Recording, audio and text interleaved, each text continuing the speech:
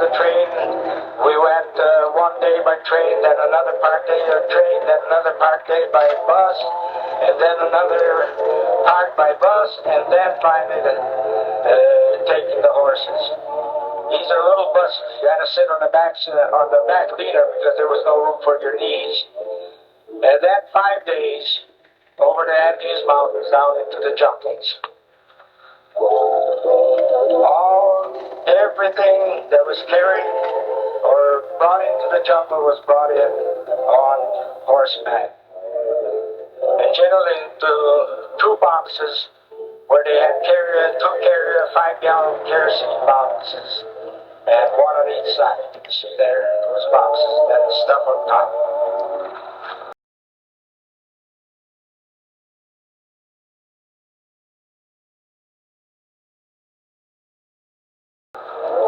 Sometimes I had to spend the night at 12,000 feet altitude. Boy, it was pretty cold up there. Very damp. This little place is where everybody stayed. That's the only motel on the way. And everybody, horses, people, and dogs, everything that was carried was also in that same room. Men, women, children. You didn't sleep very much. And of course the fleas were in abundance. And then we could just keep on going. There's the good old big white mule. That mule had crossed that trail more than any other animal, I think, in its history. This is, what's her name? Irma Clark, that's right. D.S. Clark was chairman of CNMA, and he took these pictures actually, and then Mrs. Moffat gave them to me because the same road, the same trail, the same mule deers and everything. And I didn't have a camera when we went over this trail. The bridges were long, they swinging, sometimes many boards were broken. This bridge here gave me the greatest scare I've ever had in my life. When my wife and child baby were going on it, and the horse just caught his hind leg, hoof by right there on that spot. Otherwise they would have rolled over into that rushing river. The trails are treacherous because many places there have been landslides, and the mules had to make a jump to cross. And one time when my wife's horse made a jump, he started slipping. He was going to slip back down into the ravine when the mule deer, for the first time, happened to be right behind her and gave the horse a crack with his whip, and he made a leap forward and were saved from going down. So the Lord always was on our side, going with us. You know, he says, go ye into all the world and preach the gospel. Lo, I am with you always. He was always with us on that trail.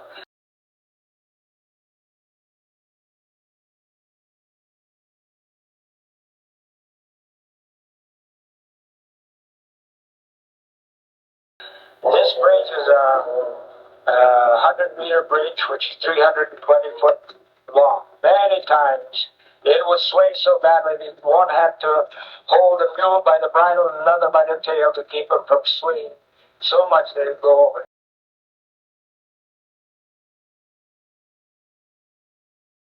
This mule has got his head in the mud.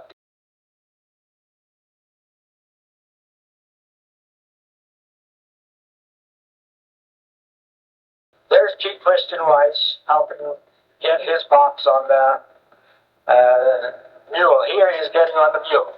That's when he was president. That's in 1946 when he was coming in with Frank Brown. No, 1941 when he was coming in with me. That's right. We always had to get our mules early in the morning before sun would come up and get loaded and get started at daybreak. Then after 4 days on the trail, we'd come to this Christian Missionary Alliance station, and these are the headhunter Indian. Dorothy Walker is in this station now. The Alliance mission, we still had another day to come to Sagua. We had to cross this kind of a bamboo bridge. This is Ernest Johnson. A missionary who was ahead of me 5 years, I think. 5 or 6 years.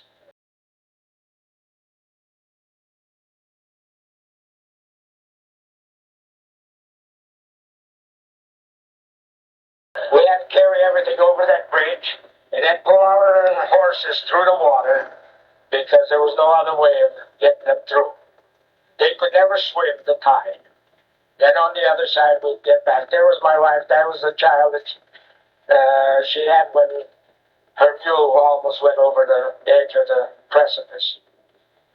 At lunch along the way, my wife always would fix up in fruit jars food for the day. Now the fellow with the big black beard is Jose Andrade. He came to the jungle to lose his life, but he came later and he sent to the Lord and he just went back to the Bible, the Biblia Dice program, which reaches some 80 million people. Great servant of the Lord. And to itinerate through the jungles, we always had to cross this river. Because he lives right on the edge of one of the down the river ways. About 2 days' journey by foot. And you always had to catch the canoe between the rapids, or otherwise it would go down the river. That was pretty rough when we were coming back from Macuma in 1942, when I made my first trip in with Ernest Johnson into the interior.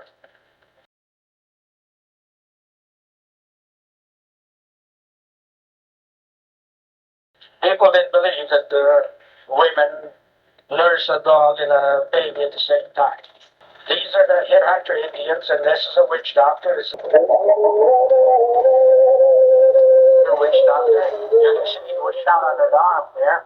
It's been healed, but he's had a shot at him. This is another witch doctor. We just happened to be able to get a few of these to get on the picture.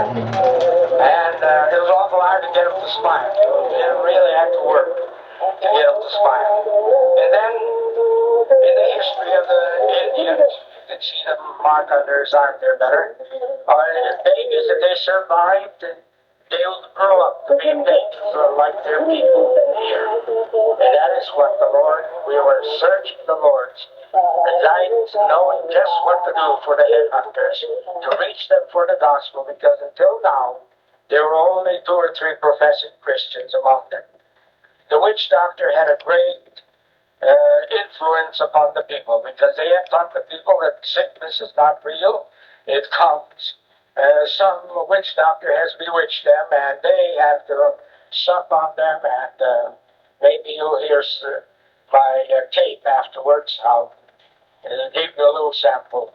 And they whistle, and they sing, and they grunt, and they spit, and they vomit. Oh, what a terrible thing it is.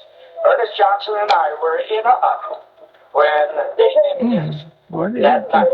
But Ernest challenged the witch doctor, and the witch doctor laughed at him, but afterwards he said he was beaten, and that the missionaries had more power than he had. And so they have to go and waylay the culprit, the witch doctor that had supposed to have bewitched the man that they were healing, and kill him. What is that?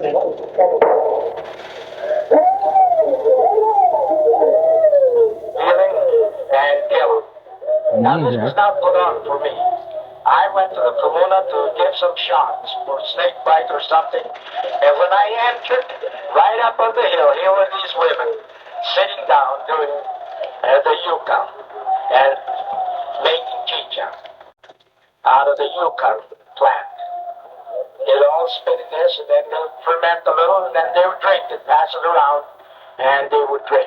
And so, acid like the big movie of them, oh yeah, they didn't mind. Well, now they got the chicha all prepared and everything for the big feast. The women have to get dolled up as well as men, all painted up. What they're using is a jug. This is what you use for coloring margarine and different kinds of coloring. And you see, it's very colorful.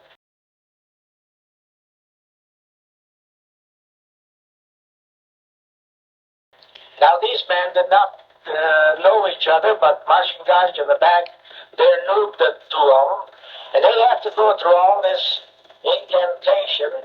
It's all done in code. Between them, they don't say a word, but they go, woo, woo,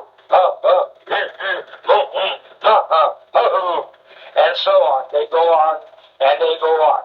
And they're trying to find out one from the other if they could be friends. Nobody killed on either side of their ancestors that they could be friends, otherwise they couldn't be friends. Now the shrunken head is prepared, and they're going to go on with their ceremony. Now people say, well, why do you go to these people? Leave them alone, they're happy. I tell you, they're friends, they're not happy. If you know how we know, and how I knew when I went on into the interior with some of my boys, we'd find out that they were not happy. I've had a gun pointed at me, I had a spear pointed at me, and at my carriers. And for maybe 20 minutes or more, they had to talk and talk and talk and talk, back and forth. And finally they would say, all right, come in and sit down. But it took a while. He'd have his rifle across his lap or spear in his hand. Now the master of ceremonies is blowing narcotics. It's a tobacco juice with a pine juice that is mixed, and they're blowing it in the nostrils of the killers, because they said the spirit of the dead man might come and enter into them if they don't prevent it with that powerful narcotic. I call it narcotic, that's in a sense it is. And then they go with their dancing. I showed this film one time in a village, to the whole village in Sapua. And they were laughing at how these Indians danced. And that night they were going to have a dance after I got through with the film. And so I said, okay, I still have film in my camera. And tonight, while you're dancing, I'm going to come and take a movie of you. And then we'll put the two together to see which will take the contest. Oh, no, don't do that. But they go on with this kind of a feast for 2 or 3 days, 4 days. But while they're dancing and feasting, here you can see them pretty tranquil, can't you? But if they were doing it when they were doing it themselves, they'd be scared to death that the people of the band that they had killed would come and slaughter them while they were feasting and dancing. This is their real head. This man was killed over in Peru across the border from Ecuador, and look at the length of that man's hair. Now those men that are dancing around there have just as long hair. These men have just as long hair as that hair you see on that man, but they got it all fixed up in such a way that you can't notice it. And you'll notice that the women's hair is cut. He has all day to fix his hair. The women have to go to work to provide the food for the family. Now, after these pictures were taken, about a year or so later, I had the privilege of baptizing, I think, 4 or 5 of these women that are in this feast here now. Those young witch doctors, the ones that carried the head, were killed later on. Witch doctor's life was very short. They lived to be 35 years of age. That was a good length of time. And children, well, maybe they'd have 5 babies and maybe 1 would live.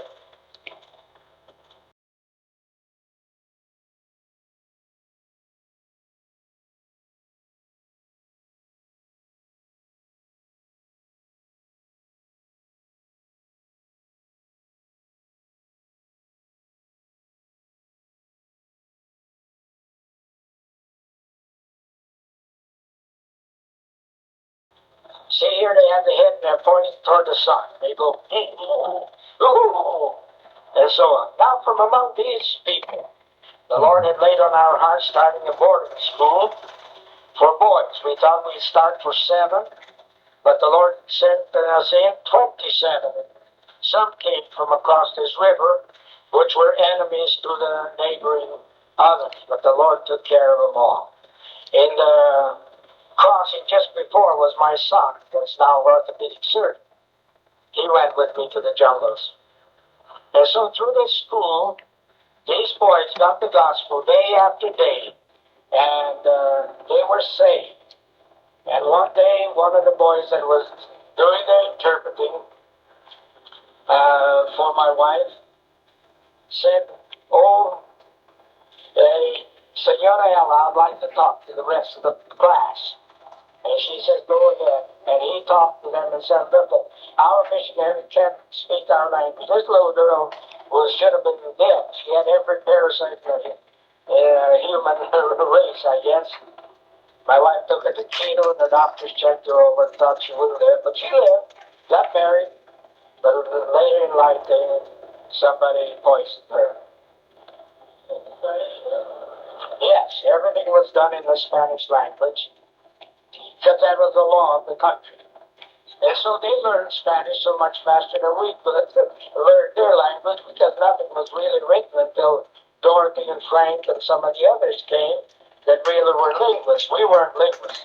That was my former wife, not this one. It's a two-toed sloth. It's one of the laziest animals on earth. And then our son, there to the left with his buddy, and they were always playing together and all, in their tricks and all. And he's now special in aircraft engines in Brazil with missionary aviation. And there's our little Joanne. She had to have a coat on to go for this first float that we made in Secur. We went like on 4th of July here. It was the 24th of May. And we all had to appear in the public plaza. And the kids had to show off what they had learned in school. And so this year I decided we had to have something different than just march. So I made that float. And we had more education for the Indians and so on. Then the next year we got a tractor. We took the float on a tractor. And our little Joanne is missionary with her husband in Central African Republic. With missionary aviation too. So we have two children with missionary aviation. The first family that ever had two children in missionary aviation. And these boys learned some of the military exercises from that fellow that was a punic man, He was saved, and he was with us for 3 years, and he taught the school, and he did our medical work because he was a medical student.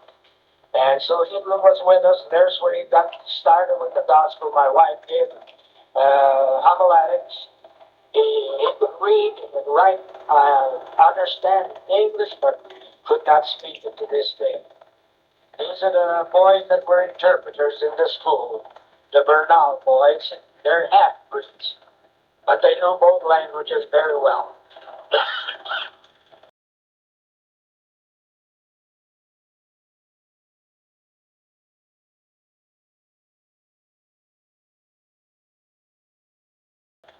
Well, the kids like picnics just like anybody else does, and the girls like their picnics too. So when we go to Kenya to get our kids from school, we bring plenty of wieners so that the Indian kids can have it too. And the boys like to show off in front of the girls, just like American boys would do. Human nature is human nature, no matter where you go. This was Ralph Stooks' idea. And the girls, here, this is the first night they've had Christmas. After our kids had Christmas, the girls would gather together, and our church provided Christmas presents for every girl. This one had a big growth on her neck, and we told the parents to take her to the doctors on the outside. This one was taken to keto. My wife took her out, but her mother would not follow the instructions. She died.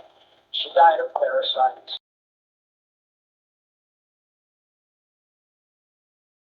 This boy was brought from the Catholic school to our school to die because he was full of steam. He didn't want him to die. This tongue cancer.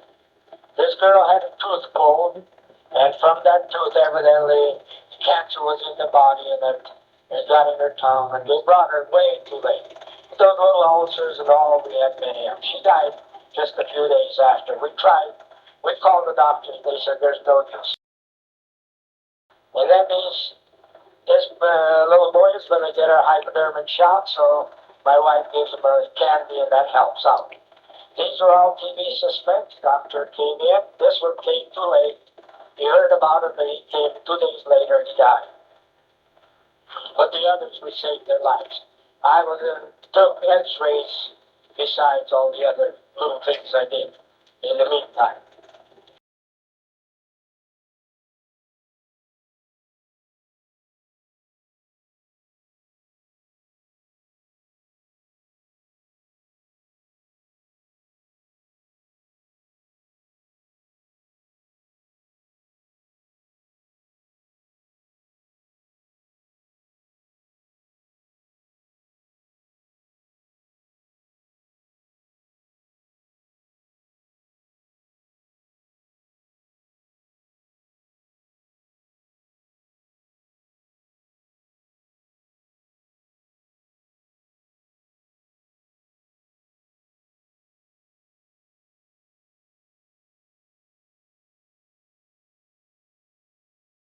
This is the fool I have chosen to set my name there.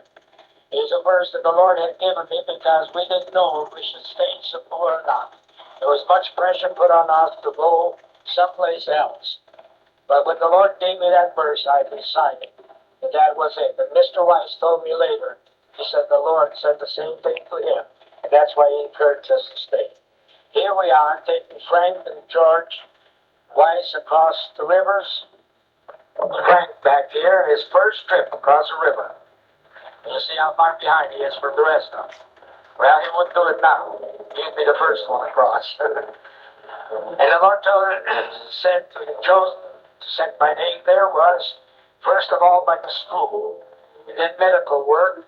And then in 1945, on the end of 45, one evening as I walked on the trail meditating, the Lord spoke to me and says, Mike, build an airstrip right here, where you're walking.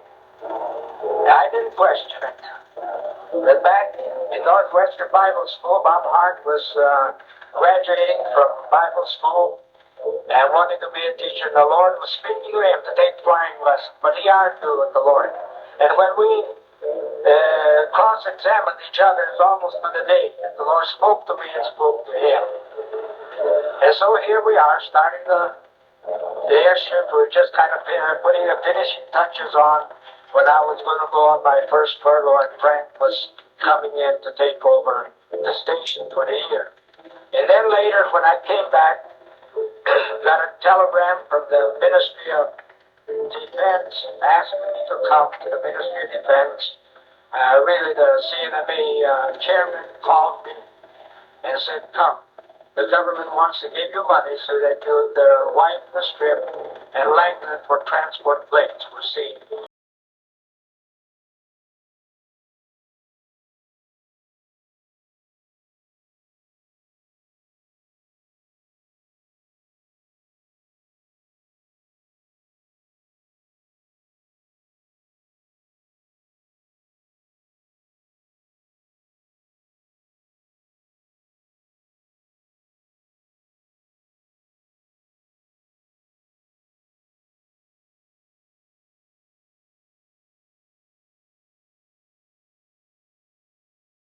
DC drinks. I did not take the money, but I had a plane come in and pay the people. This is about hard with our first wave.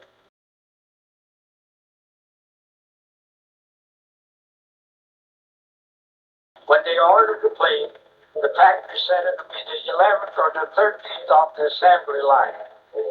But they got a telephone call and said, come get your plane. It was the 7th plane off the assembly line, I believe. And the Lord sanity and just in time to save my wife's life because she would have not rolled through the plane, would have not come. Dr. and Mrs. M came to visit us. They came to dedicate the hospital in Shell to both office or the HCJV hospital, but they flew into Cebu.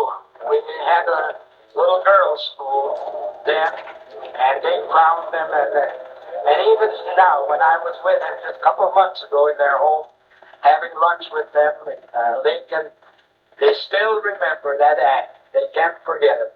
He said that was the highlight of our trip. This is the hospital that dedicated We had doctors come from Keto to our stations, and then they got the idea. They built it right on the edge of the jungle where MAF had its headquarters, and then MAF could serve, bringing the sick to the hospital, they could serve the whole jungles that way. And they're doing it still today. And now today, of course, all over the jungles, there are little first aid centers all over. Is the doctor ever receiving sheepskin?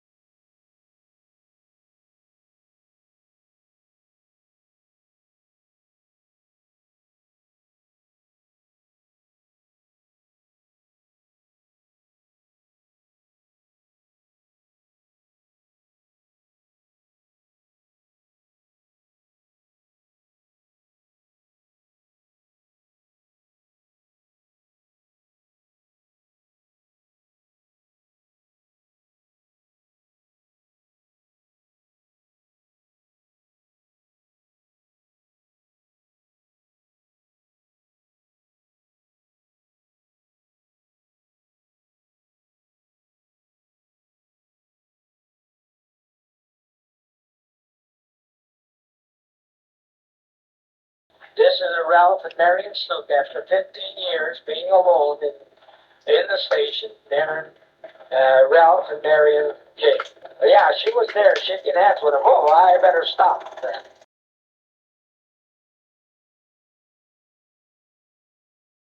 Well, the kids like their Christmases here too.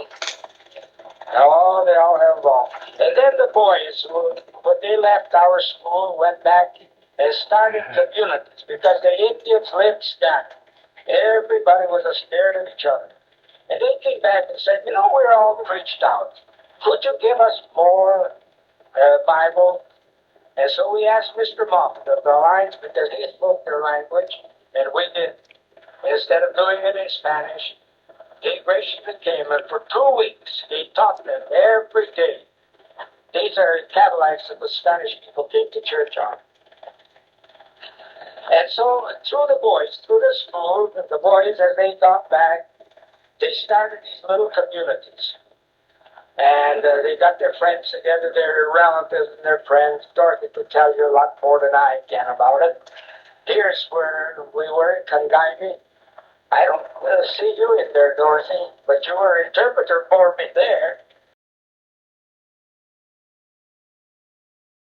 I was there 3 days, and Dorothy interpreted for me, and I showed movies, Christian movies there. Here's another place. You see, these boys got the vision of reaching to all people. And then they invited me to come to their community and teach and show movies and so on. So I spent 3 days with them out there in the jungle. These little girls didn't have dolls, but they had their little puppets, which they enjoyed very much.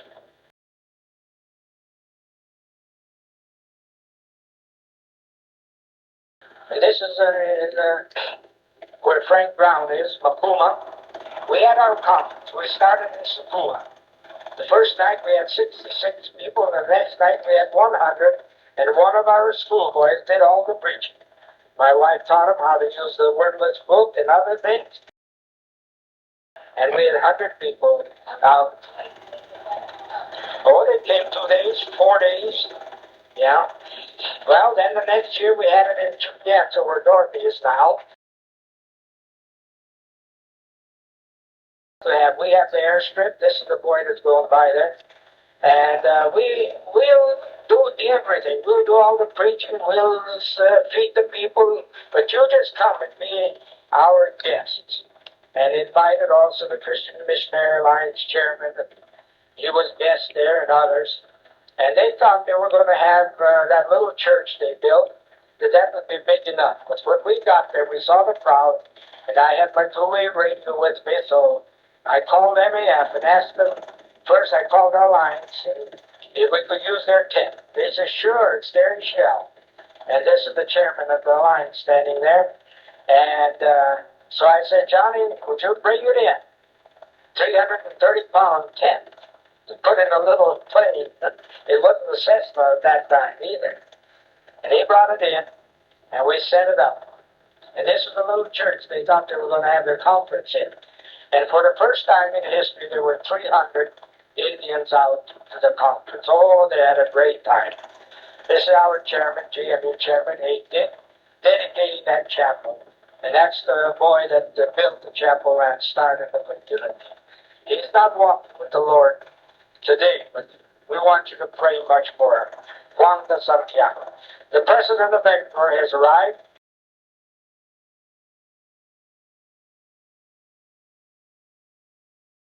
That's the dedication of the chapel that we mentioned before. Dedicating the chapel. Wanga there down below is the one that built the chapel.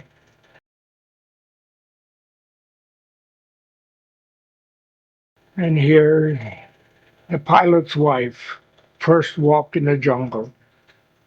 And here. And then a few years later, Ponce, a conservative Catholic president. But he came. That was Velasco Ibarra, and now we had a lot of trouble with one of the priests just a few years ago when he sent his personal aid in to make the priesthood cancel public. So he took my side. I never had to go to the authorities. The authorities came to me. That's jungle traveling. That's Ponce, the bishop, and myself. Los Tres Grandes. We went back to get this log that no Sawyer wanted to touch it. Don Johnson of the Wycliffe had that big long chainsaw, and he came and we ripped up a lot of logs that the Sawyers left who wouldn't touch. And then we had that thing on the front of the Jeep, a hydraulic hoist. And so I was showing the people that if you use your head, you didn't have to use your back. These rocks are for our chapel up in the village. We didn't have cement, so everything was always set on rocks.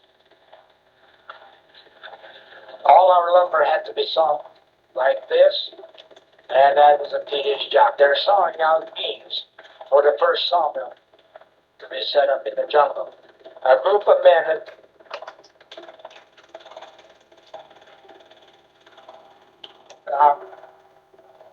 in Church Minneapolis, through a young man that I was a blessing to, had collected their Sunday school collections and so on, and they bought me the sawmill and sent it out.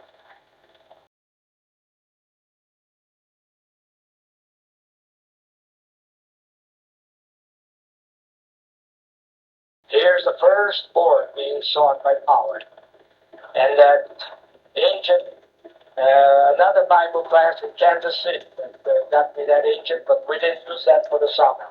I had to get a Chevrolet truck engine for it. But that engine is still running. The national people that are living on our property there are still running 28 years. This fella here was really touched by Wanda, that Indian boy. He was going back home one day and going through the cane fields. The Lord had said, why don't you go talk to that white man? And he went, he took his testament. He couldn't talk Spanish, but he had a Spanish testament and all underlined. And he says, white boy, read me these verses. I don't know them. And through that, Gustavo got interested in the gospel. He said, look at here, here's an Indian. It can't even read, can't even talk. And yet he's concerned about my soul. And here I'm a high school graduate. Then he started coming to Sunday school and later gave his life to the Lord. I took him out to Guayaquil. 17-day trip for me to just take him to Bible school, but it was worth it. As a sawmill, working here. Always little problems, belt slip or something. I had that thing built around the saw so that people wouldn't slide in it.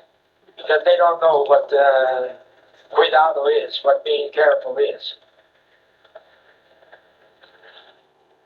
But that was a blessing because we could put up the buildings that we needed.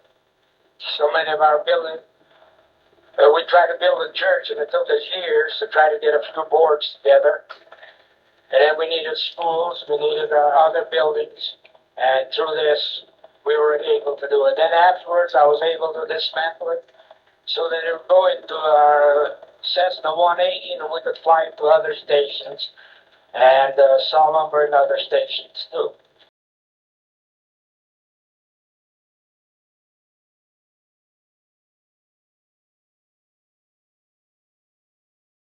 This is our oldest son. Here he is sawing wood for making a chicken house for his mom. Now he's an orthopedic surgeon. He's in Germany for 3 years with the Air Force in orthopedics. And the other one is his brother that's an aircraft specialist in Brazil. But they had to learn to work from the time they were young. He's chopping away. We were trying to get the government interested in getting a road between our village, Sukula, and the capital, Matas, which was 14 miles apart. And here we're making the first trip. It took us 6.5 hours to get there over the horse trail. But we got there.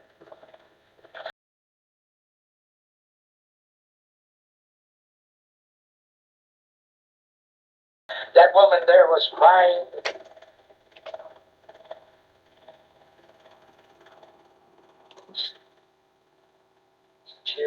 She said she was an atheist. She was calling upon all the saints.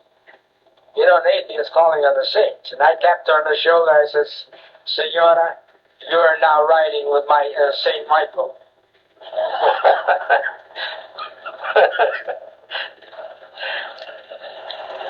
They said it would be impossible for any vehicle to get to the capital.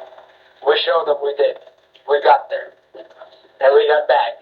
That wasn't the only time. Then later they got interested and started working. This is the governor. I'm chasing him down the hill. He found out that the Jeep could walk faster than he did.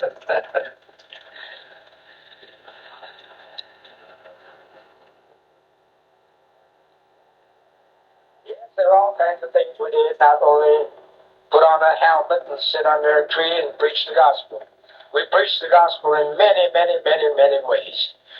This was the first landing on a strip over in Chupianza, 2 days beyond Dorothy's. And he's making his first takeoff to see if whether I walk back 4 days or I fly back.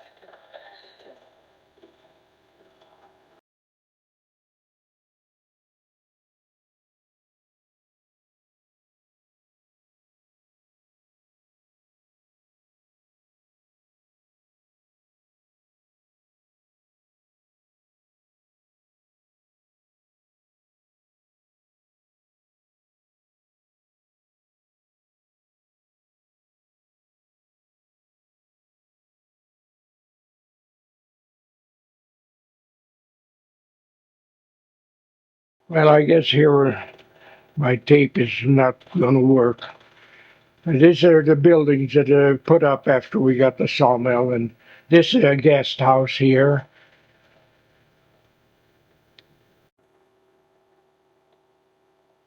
Here are the small kids They have to clean the chakras to earn their money to buy their clothes. And this was the caretakers' living quarters that took care of the schools and so on.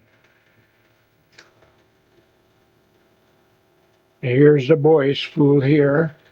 You see, we don't have any windows because we don't want any peeking around at night. And that's a Wayusa tree. It's sort of a jungle tea, very good with homemade syrup. And then our home here, and there's Ginger. She's 1 year old this day.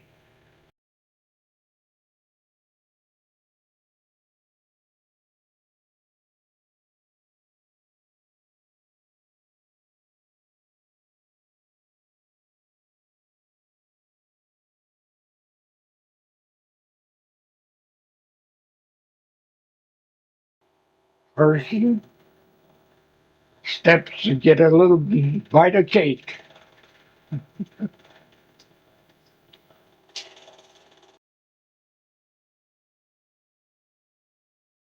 And then Bobby Hart, when they went home on furlough, he left his monkey with us to take care of while they were on furlough.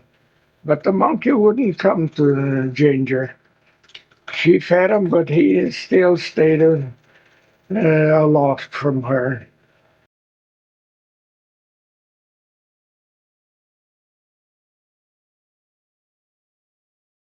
These are pineapples. People thought that pineapples grew on trees, so I had to show them how they grew.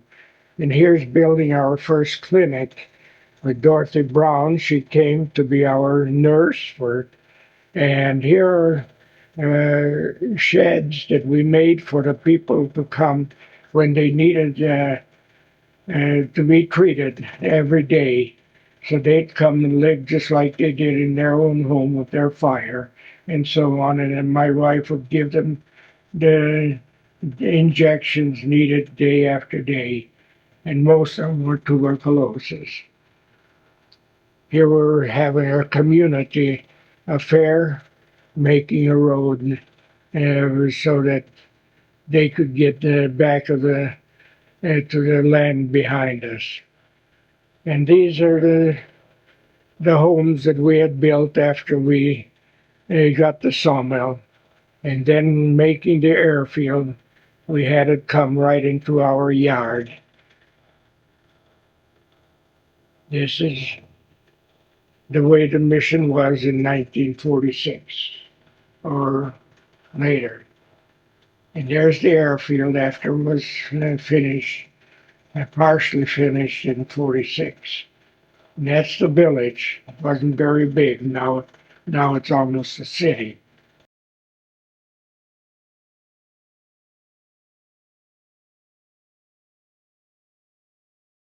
And then here we are uh, in Quito, Janice graduating from our school. And that's our dorm in Quito.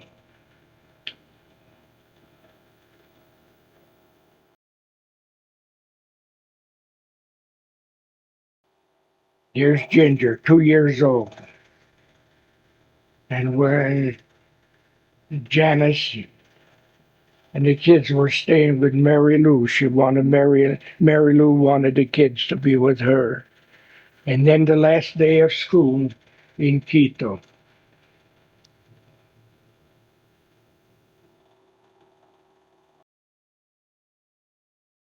That's Mary Lou there. One of the widows, her husband was killed by the Alpes.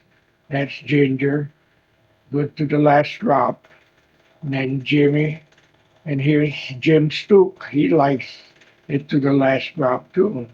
Mary Lou and there's Betty and what's her name, Marge Saint. And then we're with the Quichuas here. These people went to the church and got their blessing so that they could have their feast and sit and carouse and drink and so on. And here they're going to have their feast after they got their blessing from the priest. Well, I showed this many years later to them in Kaliata, and they said, "Look, look, here, that's when I was a pagan. That's when I was a pagan." And another said, "Yeah, that's when I was a pagan." And now they're beautiful Christian believers in Christ. And that's the way they thresh their wheat, just like they did in the olden days of the Bible. Now, Shanghai is straight in the middle across those mountains, and that's where Sapua is too. Now, these are the first believers among the Quichuas, and this is in Kaliata, Doris, I can't remember their names, Henry Clausen, and the people bringing in their sheaves, and the missionaries were there to bring in the precious sheaves, the souls of the Incas.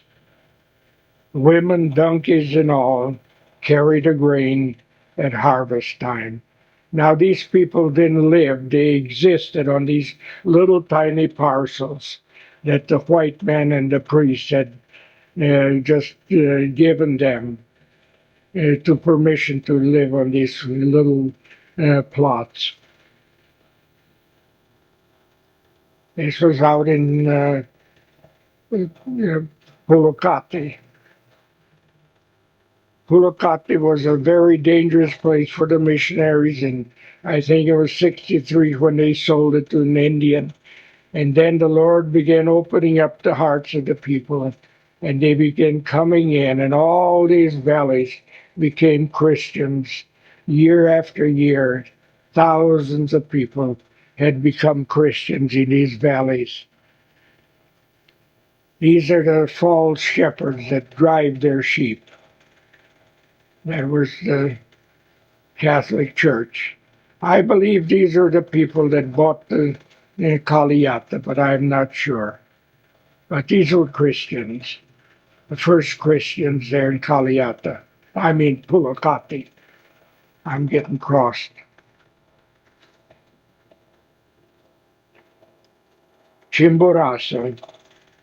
Our missionaries were waiting in Panama for the country to open up. The Lord brought them as far as Panama, and of course, they said that as long as Chimborazo stands, no Bible will enter the country. Well, within a short time, they entered the country because the regime was overthrown and Alfaro took over and gave liberty. This is back in Caliata after Mrs. Little was there 50 years and never truly saw a born again Christian. But her labor was not in vain in the Lord. This is a conference they had, and they asked me to come and show them gospel films, and sell Bibles, both Quechua and Spanish. And we went around in my camper and we invited people to the services up and down the trails in Caliata. And then this was when the New Testament Mrs. Woodward had produced. Now there are Christians, Quechua Christians, and they said we have to change it because uh, she didn't have any Christians to help her in it. And this was a revision of the New Testament. And boy, what a time they had. I don't know how many thousand people were out there in that clearing. One time they had about 30,000 out here.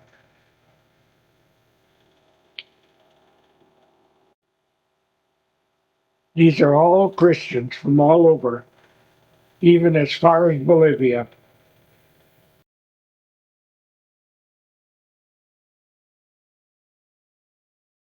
This is a baptismal service, and I was there for that service. 70 people were baptized that morning.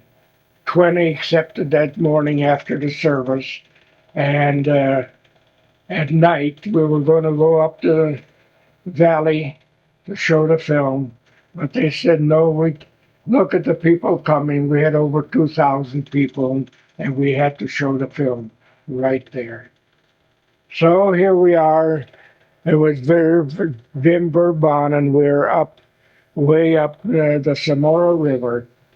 Here we're crossing the river, and I'm taking my Jeep across, where we had great sales of the Word of God in that Jeep. We sold over $3,000. 3,000.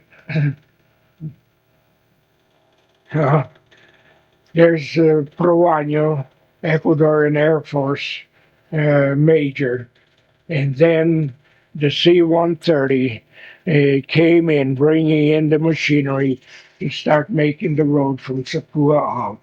This was all my initiative for them. I'm in this plane as we're flying to Guayaquil.